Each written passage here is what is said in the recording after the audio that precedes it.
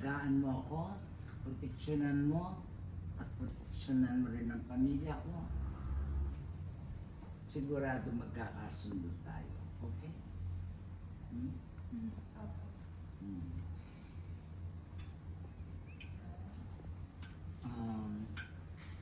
You can proceed. Yan lang. Yan lang. Tapos, sumitingin ka. Reaction. Nakakahawa ka. Voice over. Pa. Gabayan mo ako sa bago ng trabaho. Sana dito na ang umpisa ng pagtupad ng pangarap natin.